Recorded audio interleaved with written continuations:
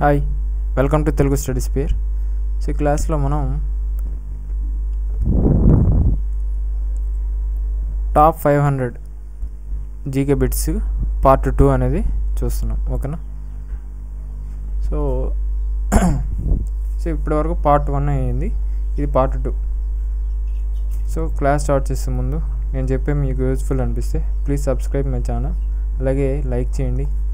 మన ఛానల్ని షేర్ చేయడం ద్వారా ఎవరైతే కాంపిటేటివ్ ప్రిపేర్ అవుతున్నారో వాళ్ళకు ఉపయోగపడుతుంది. అలాగే ఫాలో చేయడం ద్వారా, మన ఛానల్ని ఫాలో అవ్వడం ద్వారా సో ప్రతి ఈచ్ అండ్ ఎవ్రీ వీడియో అనేది మీకు నోటిఫికేషన్ రూపంలో రావడం జరుగుతుంది. సో టాప్ 500లో ఇది second part, most repeated questions second part. మీకు ఎస్ఎస్సిలో కానీ ఆర్ఆర్బి, డిఫెన్స్లో ఏ జాబ్లో అయినా, అలాగే అదర్ కాంపిటేటివ్ ఎగ్జామ్స్ ఏవైతే ఉన్నాయో వాటన్నిటిలో టీసీఎస్ కండక్ట్ చేసే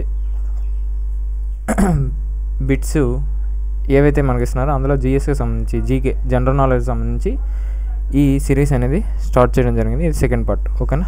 సో క్లాస్ స్టార్ట్ చేస్తే, so which article of the constitution of India abolishes the concept of untouchability and prohibits its practice in any shape of form. Untouchability అంటే అంటరానితనం. So అంటరానితనం గురించి మనకు భారత రాజ్యాంగంలో ఏ ఆర్టికల్ అనేది తెలియజేస్తుంది అని క్వశ్చన్ అడుగుతున్నాడు. సో క్వశ్చన్ ఏంటంటే, అలాగే ఏదైనా ఇంకా వేరే ఏ విధంగానైనా ఈ అంటరానితనాన్ని ఎవరైనా చేస్తున్నారు అనుకోండి, సో దాన్ని కూడా ఏ షేప్ ఆఫ్ ఏ విధంగానైనా దాన్ని నిషేధించడం ఏ ఆర్టికల్ అంటే ఆర్టికల్ 17. అయితే మనకు భారత రాజ్యాంగంలో ఈ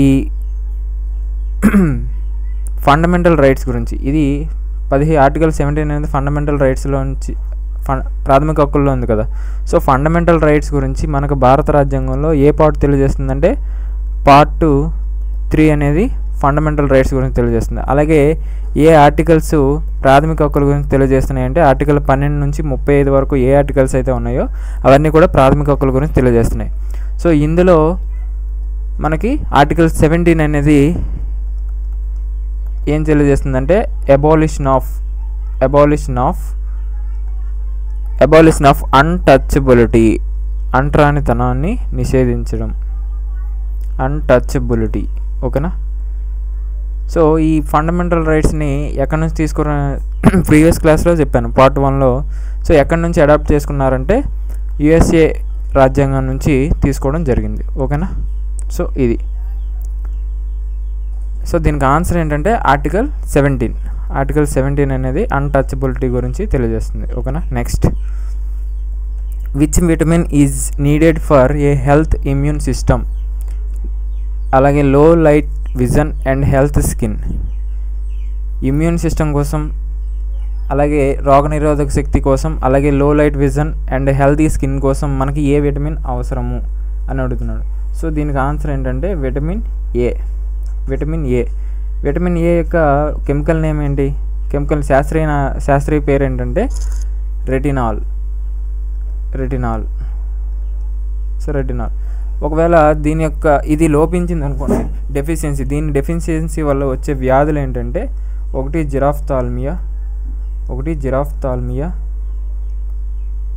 జిరాఫ్థాల్మియా, అలాగే నైట్ బ్లైండ్నెస్, రేచీకటి అంటారు కదా, సో అది నైట్ బ్లైండ్నెస్ అనేది వస్తుంది. అయితే మనకి విటమిన్స్ గురించి ఒకసారి మాట్లాడితే, విటమిన్స్ని ఎవరు కొనుక్కున్నారో, ఎప్పుడు కొనుక్కున్నారో చూస్తే 1912లో కాశ్మీర్ ఫంక్ విటమిన్స్ని కాశ్మీర్ ఫంక్ 1912లో కనుక్కోవడం జరిగింది. దానికి విటమిన్ అని పేరు పెట్టింది కూడా కాశ్మీర్ ఫంకే. So vitamin.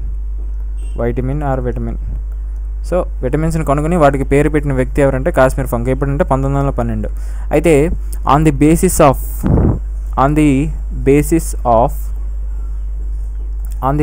ఆఫ్ సాల్యుబిలిటీ అంటే కరిగే విధానాన్ని బట్టి విటమిన్స్ని 2 రకాలుగా విభజించారు. అది ఒకటి ఏంటంటే water soluble vitamins, fat soluble vitamins. నీటిలో కరిగే విటమిన్లు, కొవ్వులో కరిగే విటమిన్లు, ఫ్యాట్ సాల్యుబుల్ విటమిన్స్. సో వాటర్లో కరిగే విటమిన్స్ అనేవి రెండు ఏంటంటే విటమిన్ B1, బి కాంప్లెక్స్ ఉంటుంది కదా, so vitamin B complex B1 B2 అలాగే రెండోది ఏంటంటే విటమిన్ సి. ఈ రెండు vitamin B and vitamin C ఈ రెండు కూడా వాటర్లో కరుగుతాయి, water soluble vitamins. Fat soluble vitamins, కొవ్వులో కరిగే విటమిన్స్కి ట్రిక్ ఏంటంటే కీడ. సో కీడ అంటే విటమిన్ ఏ, డి, ఈ, కే. సో ఈ 4 కూడా ఫ్యాట్లో, కొవ్వులో కరుగుతాయి. ఓకేనా. సో ఇవి నెక్స్ట్ చూస్తే who revived Kuchipudi started his own Kuchipudi dance academy in Chennai and received Padma Bhushan the the 1998.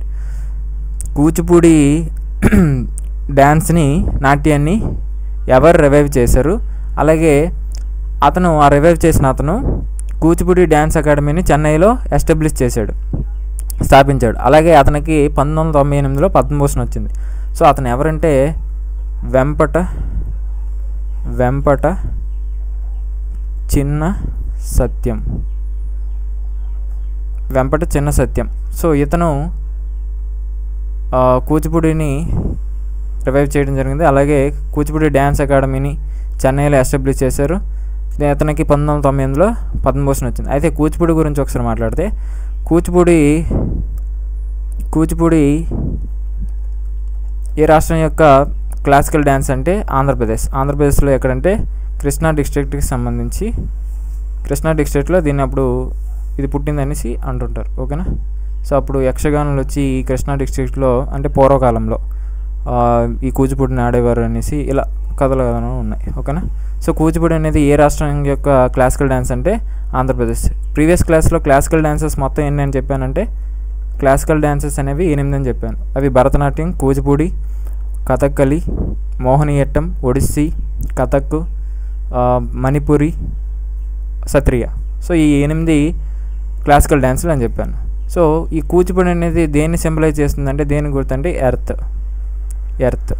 So Bharatanatyam అనేది ఫైరు, కూచిపూడి అనేది ఎర్త్. సో ఇవన్నీ కూడా మనం స్టాటిక్ జీకేలో మాట్లాడుకుందాం. ఓకేనా. Static GK. సో ఒకవేళ మీకు స్టాటిక్ జీకే క్లాసెస్ కావాలంటే కామెంట్ చేయండి, దాని గురించి ఒకసారి ఆలోచిస్తాను. ఓకేనా. సో ఇది. సో ఎవరంటే Vempati Chinna Satyam. Next, according to the census 2011 which state of India has the lowest population?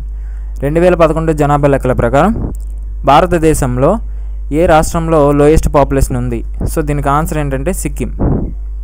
అయితే దీని గురించి ఒకసారి మాట్లాడితే మనకి భారతదేశానికి స్వాతంత్రం వచ్చిన తర్వాత మొట్టమొదటి జనాభా లెక్కలు ఎప్పుడు జరిగాయంటే 1951.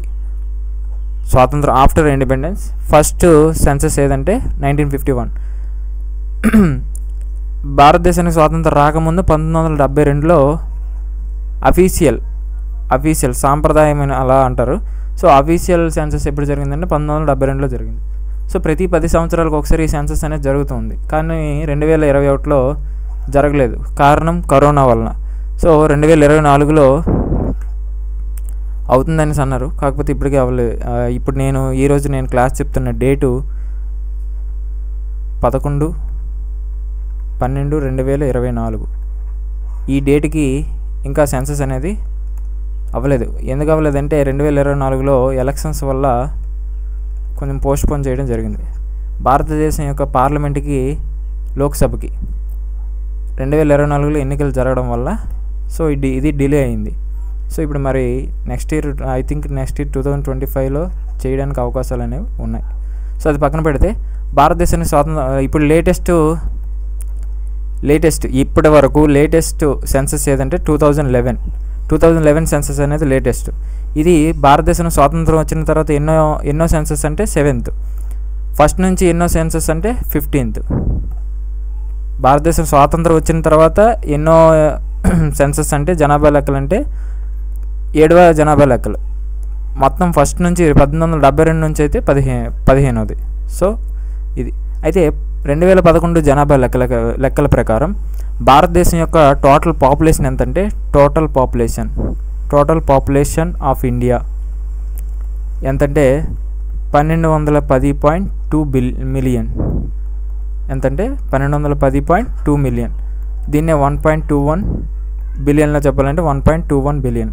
ఈ టోటల్ పాపులేషన్లో మేల్ యొక్క పాపులేషన్ ఎంతంటే మేల్ యొక్క పాపులేషన్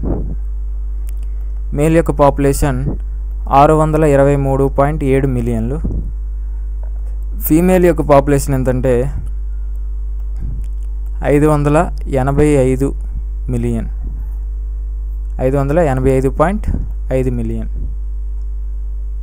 సో ఇది అయితే ఈ 2011 జనాభా లెక్కల ప్రకారం ఏ స్టేట్లో హైయెస్ట్ పాపులేషన్ ఉందో చూస్తే ఉత్తరప్రదేశ్లో ఉన్న జనాభా భారతదేశం యొక్క మొత్తం జనాభాలో 16% ఉన్నారు. 2011 జనాభా లెక్కల ప్రకారం ఉత్తరప్రదేశ్లో ఎంత జనాభా అయితే ఉన్నారో వాళ్ళందరూ కూడా భారతదేశం యొక్క మొత్తం పాపులేషన్లో 16%. సో దీని తర్వాత హైయెస్ట్ ఏదంటే మహారాష్ట్ర, దీని తర్వాత highest Bihar. So lowest population ఏదంటే ఇది హైయెస్ట్, ఇది లోయెస్ట్. సో లోయెస్ట్ పాపులేషన్ ఉన్న రాష్ట్రం ఏదంటే సిక్కిం. సో అదే ఇందాక నేను చెప్పాను. ఓకేనా? సో సిక్కిం. నెక్స్ట్ 2011 జనాభా లెక్కల ప్రకారం హైయెస్ట్ పాపులేషన్ ఉన్నటువంటి యూనియన్ టెరిటరీ ఏదంటే ఢిల్లీ. హైయెస్ట్ పాపులేషన్ ఉన్నటువంటి యూనియన్ టెరిటరీ ఏదంటే కేంద్రపాలిత ప్రాంతం ఏదంటే యూనియన్ టెరిటరీ చూస్తే ఢిల్లీ. లోయెస్ట్ పాపులేషన్ ఎక్కడ ఉందంటే లక్షద్వీప్. లోయెస్ట్ పాపులేషన్ ఉన్న యూనియన్ టెరిటరీ ఏదంటే లక్షద్వీప్. ఒకవేళ స్టేట్లు, రాష్ట్రాలు, కేంద్రపాలిత ప్రాంతాలు మొత్తం రెండిట్లో కలిపి చూసినా లక్షద్వీప్లోనే లోయెస్ట్ పాపులేషన్ ఉంటుంది. అలాగే 2011 జనాభా లెక్కల ప్రకారం ఏ డిస్ట్రిక్ట్లో ఎక్కువ జనాభా ఉన్నారు, ఏ డిస్ట్రిక్ట్లో highest population of the district, highest population ఉన్నటువంటి డిస్ట్రిక్ట్ ఏదంటే తానే. తానే ఎక్కడ ఉందంటే మహారాష్ట్రలో ఉన్నటువంటి తానే అనే డిస్ట్రిక్ట్లో హైయెస్ట్ పాపులేషన్ ఉంది. ఎక్కడ తక్కువ ఉందంటే దిబాంగ్ వ్యాలీ. ఎక్కడ తక్కువ ఉందంటే దిబాంగ్ వ్యాలీ. దిబాంగ్ వ్యాలీ ఎక్కడంటే ఏ రాష్ట్రంలో ఉన్నటువంటి జిల్లా అంటే అరుణాచల్ ప్రదేశ్లో ఉన్నటువంటి దిబాంగ్ వ్యాలీలో తక్కువ ఉంది. హైయెస్ట్ పాపులేషన్ ఉన్న సిటీ చూస్తే 2011 జనాభా లెక్కల ప్రకారం హైయెస్ట్ పాపులేషన్ ఉన్న సిటీ ఏదంటే ముంబై. లోయెస్ట్ అవసరం లేదు. ఓకేనా? సో ఇది అయితే 2011 జనాభా లెక్కల్లో మొత్తం ఎన్ని రాష్ట్రాలు, కేంద్రపాలిత ప్రాంతాలు, స్టేట్ ప్లస్ యూనియన్ టెరిటరీస్ ఈ రెండు కలిపి మొత్తం ఏంటంటే 35 రాష్ట్రాలు, కేంద్రపాలిత ప్రాంతాల్లో సర్వే చేశారు. అలాగే ఎన్ని డిస్ట్రిక్ట్ చూస్తే ఎన్ని డిస్ట్రిక్ట్లో, ఎన్ని జిల్లాల్లో 2011 జనాభా లెక్కలని సేకరించారు, ఆ డేటాను తీసుకున్నారు, సర్వే చేశారంటే 640 డిస్ట్రిక్ట్స్. ఓకేనా? సో ఇది next. Fundamental duties are contained within which article of the constitution of India. భారత రాజ్యాంగంలో ఏ ఆర్టికల్లో ఫండమెంటల్ డ్యూటీస్ అనేవి ఉన్నాయి, ప్రాథమిక విధులు అనేవి ఉన్నాయి. సో మీకు ఆల్రెడీ ప్రీవియస్ క్లాస్లో చెప్పాను. అయితే భారత రాజ్యాంగంలో ఉన్నటువంటి పార్ట్ 4 క్లాజ్ ఏ, దీనిలో ఇది ఫండమెంటల్ డ్యూటీస్ గురించి తెలియజేస్తుంది. అలాగే ఏ ఆర్టికల్ అంటే article 51 clause A.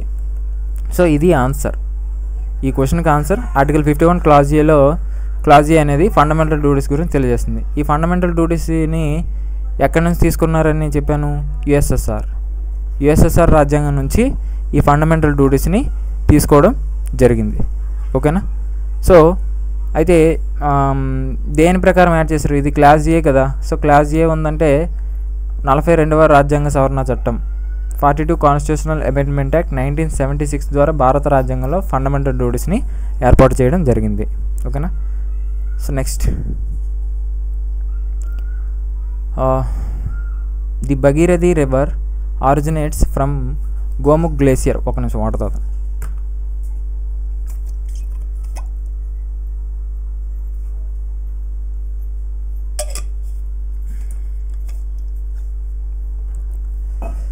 The Bhagirathi River originates from Gomukh Glacier. It meets the Alaknanda at Devprayag to form river. So Bhagirathi నది అనేది గోముఖ్ గ్లేసియర్ నుంచి ఆరిజినేట్ అవుతుంది. It meets the Alaknanda at Devprayag to form a river. ఇది అలకనంద దేవప్రయాగ్ దగ్గర భగీరథి నది అనేది దేవప్రయాగ్ దగ్గర అలకనంద అనే నదితో కలిపి ఏ నదిని సృష్టిస్తుంది, లేదా అక్కడ నుంచి ఏ నది అనేది ఏర్పాటు చేయబడుతుందంటే గంగా రివర్. సో భగీరథి అలకనంద నదులు అనేవి దేవప్రయాగ దగ్గర కలిసి గంగా నది ఏర్పడుతుంది. ఓకేనా. అయితే మీరు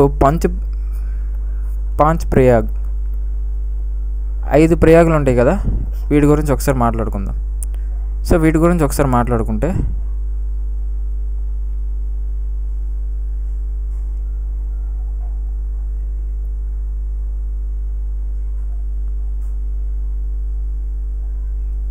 ఒక్క నిమిషం. సో ఇది భగీరథి రివర్, భగీరథి నది. ఇది అలకనంద.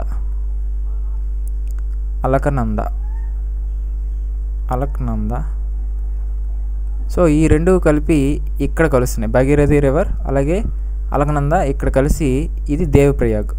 ఇదేంటంటే దేవప్రయాగ్.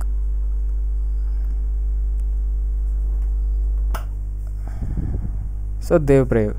సో ఇది కలిపి ఇక్కడ నుంచి ఏర్పడింది కదా, ఇదంతా కూడా గంగా నది. ఓకేనా. అయితే ఈ గంగా నది ఇక్కడైతే అలకనందకి ఇంకొన్ని నదులు వచ్చి యాడ్ అవుతుంటాయి.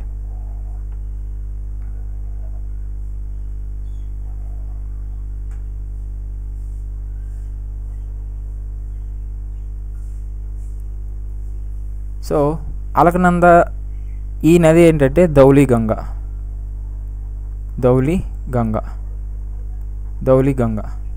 సో ఈ ధౌలి గంగా, ఒక నిమిషం, అలకనంద ధౌలి గంగా కలిసే చోటుని ఏమంటారంటే విష్ణుప్రయాగ్ అంటారు. ఒక నిమిషం, ఇక్కడ కలర్ చేంజ్ చేస్తాను, తీసుకుందాం. సో ఇది విష్ణుప్రయాగ్. ఈ స్పాట్ ఏదైతే ఉందో అలకనంద ధౌలి గంగా కలిసే ప్రదేశాన్ని ఏమంటారంటే విష్ణుప్రయాగ్. సో మీరు ఇక్కడ అలకనందతో కలిసి డివి డాక్యుమెంట్ వెరిఫికేషన్ లేదా డివివి దానయ్య ఇలాంటివి ఏమైనా పెట్టుకోండి. సో ధౌలి, డి అంటే ధౌలి గంగా, వి అంటే విష్ణుప్రయాగ్. అలకనంద అనేది కామన్. సో నెక్స్ట్ ఇక్కడ ఇది ఉంది కదా ఈ ప్లేస్. అయితే ఈ నది ఏంటంటే, ఒక నిమిషం కలర్ చేంజ్ చేస్తాను.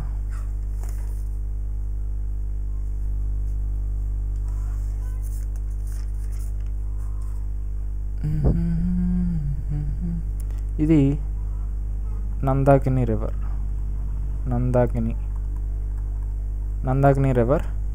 సో ఇక్కడ ఈ అలకనంద నందాకిని రివర్ కలిసే ఈ ప్రదేశం ఏదైతే ఉందో దాన్ని ఏమంటారంటే నందప్రయాగ్ అంటారు.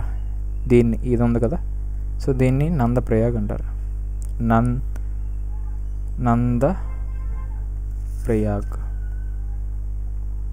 నందప్రయాగ్. అలాగే నెక్స్ట్ అలకనంద దాని కింద ఉంది కదా, ఒక్క నిమిషం. సో అలకనంద ఈ నది ఏంటంటే పిండార్ రివర్. ఈ Dhauli Ganga river, Nandakini river, Pindar river. So ఇది ఉంది కదా ఈ పిండార్ రివర్. అయితే ఇక్కడ అలకనంద పిండార్ రివర్ ఈ రెండు కలిసే ప్రదేశాన్ని ఏమంటారంటే, ఈ ప్రదేశాన్ని మనకి కర్ణప్రయాగ్ ఉంది కదా, ఇది కర్ణప్రయాగ్. దీనికి మీరు పీకే పవన్ కళ్యాణ్ అలా. సో పిండార్, కే అంటే కర్ణ. ఓకేనా. నెక్స్ట్ ఈ రివర్ ఉంది కదా, ఆ రివర్ని అది మందాకిని రివర్. అలకనంద మందాకిని ఈ రివర్ మందాకిని రివర్. ఈ రెండు కలిసే ప్రాంతం ఉంది కదా, సో అలకనంద మందాకిని రివర్ కలిసే ప్రదేశాన్ని ఏమంటారంటే మనకి ఈ ప్లేస్ ఉంది కదా, ఈ ప్లేస్ని మనకి రుద్రప్రయాగ్ అంటారు. సో రుద్రప్రయాగ్.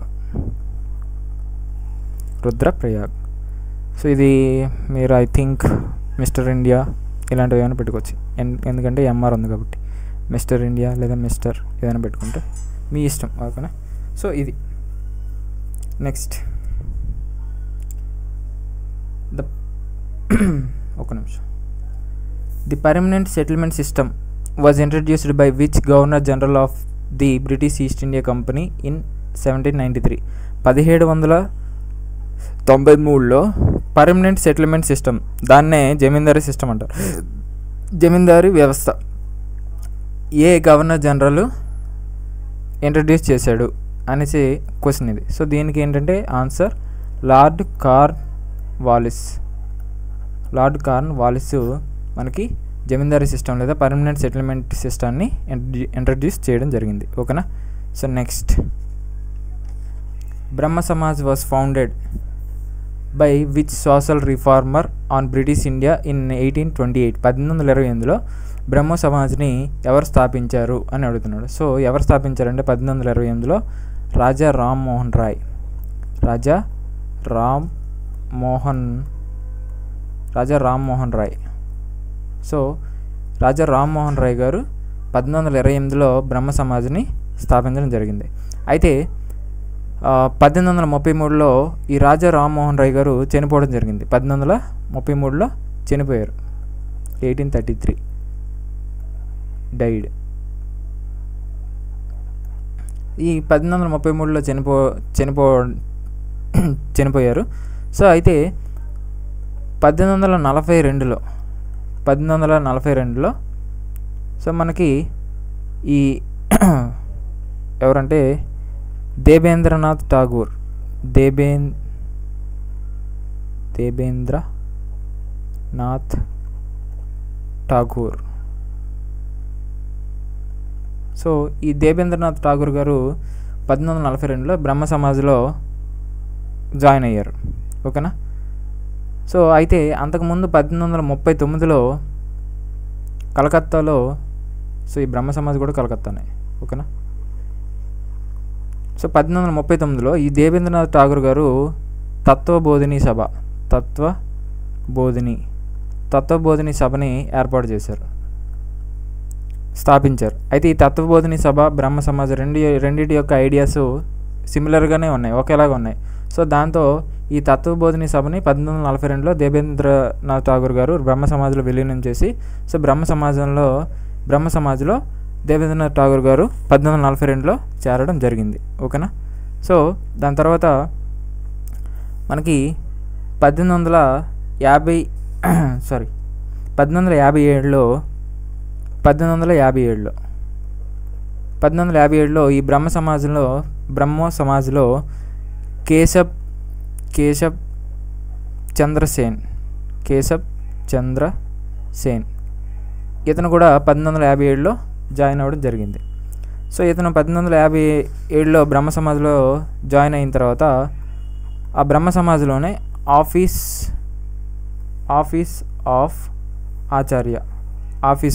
ఆచార్య అనే దాన్ని సృష్టించాడు. ఆ బ్రహ్మ సమాజంలోనే ఒక చిన్న ఒక జాబ్ లాంటిది, ఒక ఉద్యోగం లాంటిది, ఆఫీస్ ఆఫ్ ఆచార్య అనే దాన్ని సృష్టించాడు. ఇలా చేస్తూ ఉన్నాడు. అయితే కేశబ్ చంద్రసేన్ ఏం చేశాడంటే మనకి ఓపెన్గానే ఇంటర్కాస్ట్ మ్యారేజెస్ ఏవైతే ఉన్నాయో అప్పుడు ఇంటర్కాస్ట్ మ్యారేజ్ చేసేవాళ్ళు. కాకపోతే ఇతను కేశబ్ చంద్రసేన్ ఈ బ్రహ్మ సమాజంలో భాగంగా ఈ ఇంటర్కాస్ట్ మ్యారేజెస్ని బాగా ఓపెన్గా చేసేస్తున్నాడు. సో అది ఈ దేబేంద్రనాథ్ ఠాగూర్కి నచ్చక ఏం చేశాడంటే 1865లో ఈ ఆఫీస్ ఆఫ్ ఆచార్య నుంచి లేదా బ్రహ్మ సమాజం నుంచి ఈ కేశబ్ చంద్రసేన్ దేబేంద్రనాథ్ ఠాగూర్ చేత తొలగింపబడ్డాడు, ఓకేనా. సో 1865లో ఇలా ఈ చేస్తూ ఓపెన్గా చేస్తున్నాడు ఇంటర్ కాస్ట్ మ్యారేజెస్. ఎవరో కేశబ్ చంద్రసేన్. సో అతన్ని 1865లో బ్రహ్మ సమాజం నుంచి తొలగించాడు.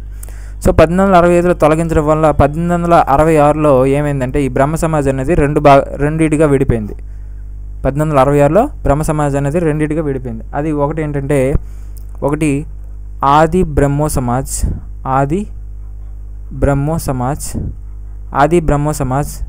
ఈ ఆది బ్రహ్మ సమాజ్కి అధ్యక్షుడు ఎవరంటే దేవేంద్రనాథ్ ఠాగూర్. అలాగే నెక్స్ట్ రెండోది ఏంటంటే Brahmo Samaj of India. Brahmo Samaj of India. So ఈ బ్రహ్మ సమాజంలో ఏం చేసేవాళ్ళంటే ఈ సతీ సహగమనం, ఇలా ఈ సతీ సహగమనం, అలాగే చిన్నపిల్లల యొక్క బాల్య వివాహాలు వీటిని అడ్డుకోవడం, సో ఇలాంటి అలాగే ఎడ్యుకేషన్ని పెంచడం, ఇలాంటి వాటి యొక్క లక్ష్యాలు. అయితే అలాగే బ్రహ్మ సమాజ్ ఆఫ్ ఇండియాకి ఎవరు అధ్యక్షుడు అంటే కేశబ్ చంద్రసేన్. సో ఇలా జరుగుతూ ఉన్న కేశబ్ చంద్రసేన్లో ఫాలోవర్స్ ఉన్నారు, ఆది బ్రహ్మ సమాజ్లో కూడా ఫాలోవర్స్ ఉన్నారు. అయితే ఈ బాల్య వివాహాలు కూడా చేయకూడదు కదా, సో దాన్ని వ్యతిరేకిస్తున్నారు కదా. అయితే కేశబ్ చంద్రసేన్ ఏం చేశాడంటే 1878లో తన కూతురిని 13 సంవత్సరాల కూతురిని ఒక మైనర్ హిందూ మహారాజుకి ఇచ్చి పెళ్లి చేశాడు. సో దాంతో ఈ కేశబ్ చంద్రసేన్ యొక్క ఫాలోవర్స్ ఏం చేశారంటే ఈ బ్రహ్మ సమాజ్ ఆఫ్ ఇండియా నుంచి విడిపోయి వాళ్ళు సెపరేట్గా ఏం చేశారంటే సాధారణ బ్రహ్మ సమాజ్ని ఏర్పాటు చేసుకున్నారు. సాధారణ బ్రహ్మ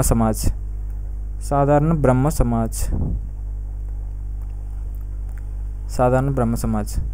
సో ఎవరెవరు అంటే ముఖ్యంగా ముగ్గురు వ్యక్తులు. ఎవరంటే ఆనంద మోహన్ బోస్, అలాగే శిబ్చంద్ర దేబ్, అలాగే ఉమేష్ చంద్ర Datta.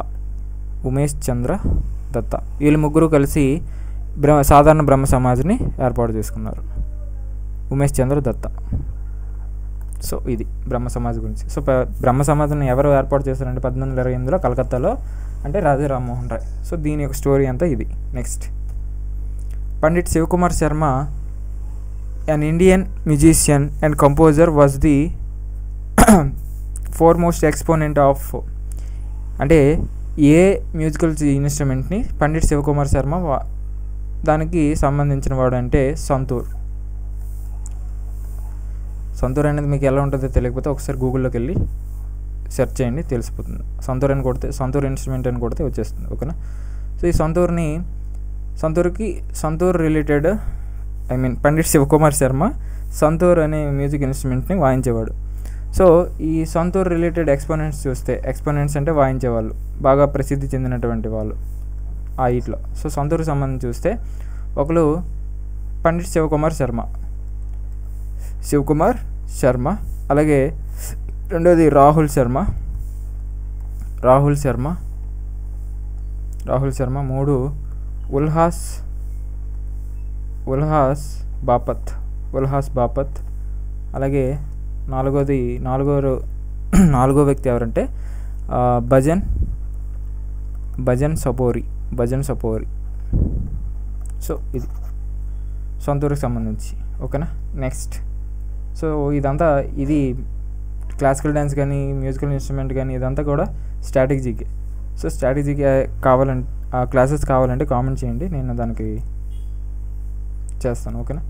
So next last question, the first battle of Panipat which laid the foundation of Mughal rule was fought between Ibrahim Lodi and Babur in the year. So first battle of Panipat అనేది ఇబ్రహీం లోడికి బాబర్కి ఎప్పుడు జరిగింది? ఈ బ్యాటిల్ ఆఫ్ పానిపట్ అనేది, ఈ పానిపట్టు యుద్ధం అనేది మొఘల్ యొక్క సామ్రాజ్యానికి ఫౌండేషన్ లాంటిది. ఓకేనా. సో అది ఎప్పుడంటే ముఖ్యంగా బాబరు ఒక 4 యుద్ధాలు కొంచెం ఇంపార్టెంట్.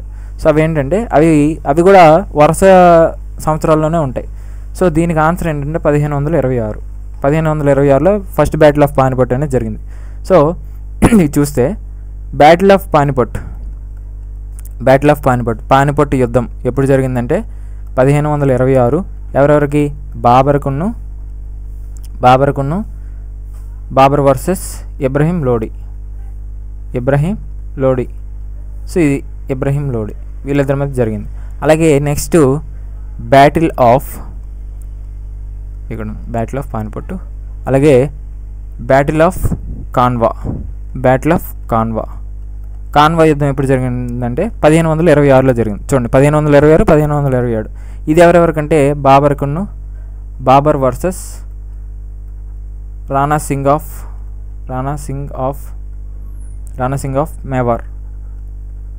ఆఫ్ మేవార్కి మధ్య జరిగింది. ఓకేనా. అలాగే బ్యాటిల్ ఆఫ్ చందేరి ఇది ఎప్పుడు జరిగిందంటే 1528లో జరిగింది. ఎవరెవరికంటే బాబర్కును మెదినీ రాయ్కి మధ్యన జరిగింది. మెదినీ రాయ్. అలాగే నెక్స్ట్ బ్యాటిల్ ఆఫ్ గాగ్రా ఇది ఎప్పుడు జరిగిందంటే 1529లో జరిగింది.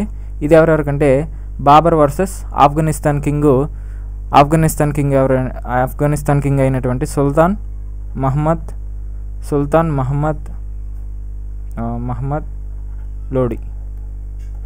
సో ఇవి ఓకేనా.